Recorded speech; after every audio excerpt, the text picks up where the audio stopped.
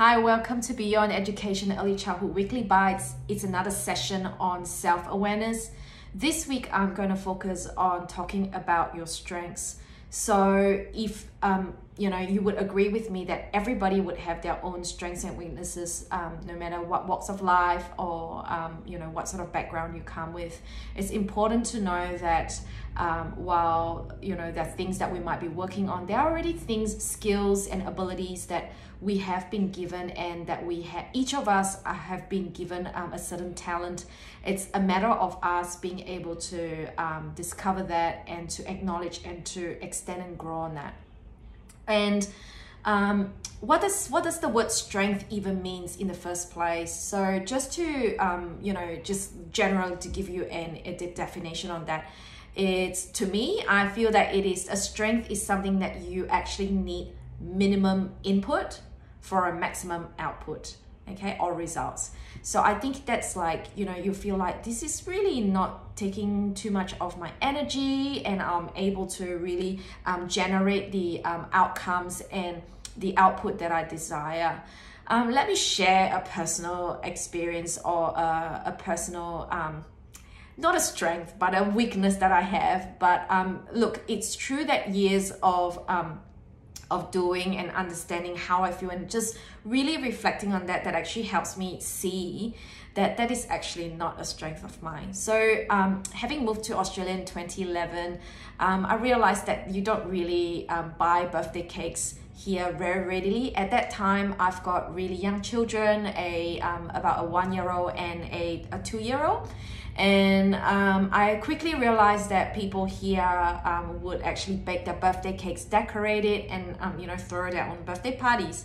Whereas back in Singapore, it's something that we probably would outsource quite readily, because you could get a cake at quite a reasonable price, and you'll be able to have like birthday parties or families and friends come together and just put something together. So this is something that I learned very quickly, that I have to pick up that skill almost like straight out, and I feel very challenged in that, and in that sense of, as much as I love my children and I love to bake them a birthday cake, I really stress whenever their birthday arrives or it's getting really near, and that actually is not helpful, because then I'll be, I do all the things that all good mothers would do, and I think you will agree with me that we all stretch and would extend ourselves for the sake of our children. So I would say that in those years, I've learned how to bake, a rainbow cake, a Ninja Turtle cake, like a soccer ball cake, and so on. So I would have enlisted the help of anyone that I can get. That includes my, social networks of friends, lots of recipe reading, and also learning how to cook, and even like buying new equipment and such, just to help me to put a birthday cake on the table. So you can hear that I actually needed to put in maximum input for quite a reasonable small output. So thank God my children were very grateful. They're happy with the cakes that I made in those years. But geez, what an effort that I actually have to really put in. And I would say, weeks leading up to the birthday, I sometimes would have sleepless nights, and really just sometimes fear the product of, the handiwork of my hands. I don't really trust myself in that.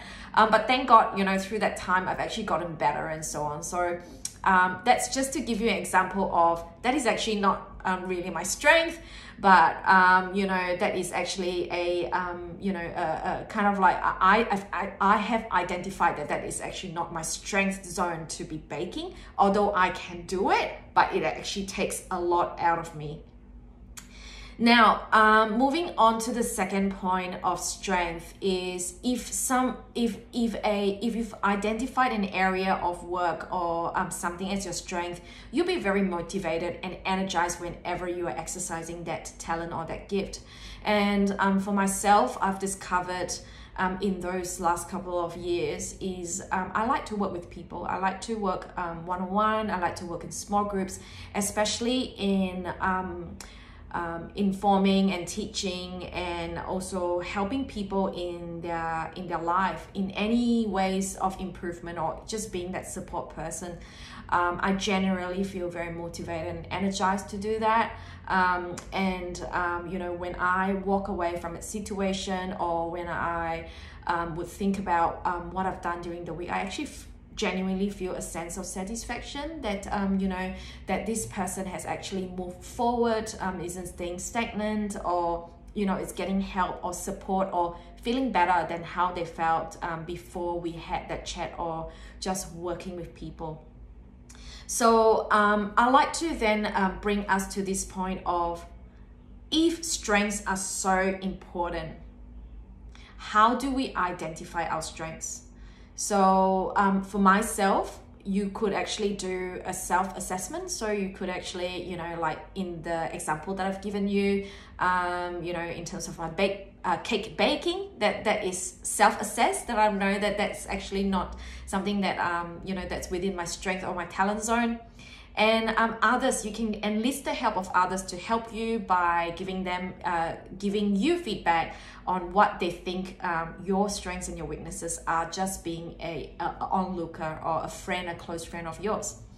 And the other thing that I find that it's really very helpful for me is to assess different assessments to help you with that. I think in my past sessions, I've mentioned that I have actually tapped into the assessments of like Gallup Strengths and the Enneagram. I know there's many other, you know, psychology kind of assessments that you could assess for yourself and also for your family. So I think in the last couple of years, my family and I have actually really gone into that space of really wanting to know how we as a family function, why in certain areas that we actually do find things really easy to come together, and at times at other areas that we really struggle with. So I think just doing those you know, psychology tests about, you know, our personality type, what our strengths, our weaknesses, and so on is really helpful, so that we can actually be aware of ourselves, aware of the family members that we're with, and be you know, be able to extend that you know, that graciousness to somebody that is really finding it hard to do certain things, or that we might actually say, you know, how about we let me manage this area of work, and then you can actually manage another area. So after you have identified the area of strengths, I would say the next thing you need to do is to be able to verbalize your strengths with those that are close to you or that you work daily with. So in that case, within our family, after we have actually identified the areas of strengths, we actually affirm each other. We verbalize our strengths. We actually call them out whenever we see them. It's like, oh yeah, look, yeah, good on you, you know, no wonder it's easy for you, because, you know, you're a very highly consistent person, and look at the amazing work that you do. And being able to acknowledge and to affirm each other on our strengths, I think that's really important. Now, being able to identify our strengths also give us the ability of being able to extend that strength. So if in the area of you know, consistency, we can see that you know, like for example, my daughter's really you know, one of the top strengths in her assessment states that she's very consistent. We can definitely see that in terms of her work, you know, in terms of the way that she applies herself. And then for me is then being a mom is to find her the area of interest, to actually help and guide her in those areas, to find what her interest would be, you know, as she's a teenager and growing in those years in terms of studies, and you know, potentially in 5 to 10 years in the area of work, to help her discover a little bit more, so that she can consistently apply herself to reach the results that she would want. So I think that's very important. And likewise, as part of that assessment and being self-aware of your strength, is to understand that you know, contradictory. It's your strength can be also your weakness. So if you are a very consistent person and you have been, just loaded with too many things, or you're juggling too many balls and you're trying to be very consistent with each ball, guess what? A juggler wouldn't be able to keep like 3-4 balls all up in the air at one time. I'm talking about the same balls, okay? That means there's no balls in your hands, or that you're trying not to drop any balls. Just being able to identify, for example, that the area of strength, and being able to be consistent at 1 or 2 things that you want instead of like 10 things, it's more realistic than to expect that you are able to keep a consistent pace with 5 to 10 things in your life at a very, very high speed. So I think those are really key areas that and key takeaways that I would like you to have today. Just even thinking about the strengths. Think about, do I know what strengths I have? What are my talent zone? What are things that I do at ease, and that I would be needing to put in the minimum effort to get the maximum output? And do I know them? Am I speaking and using that language to verbalize my strength? If you're not, I do encourage you today to look into some of those areas and to actively be searching for your strengths.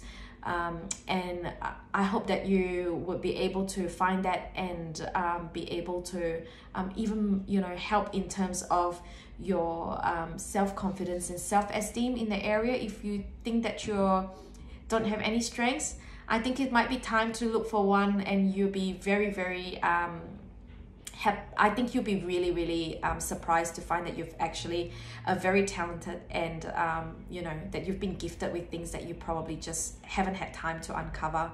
So I'm going to leave you with that thought today, and I'll see you next time. Bye.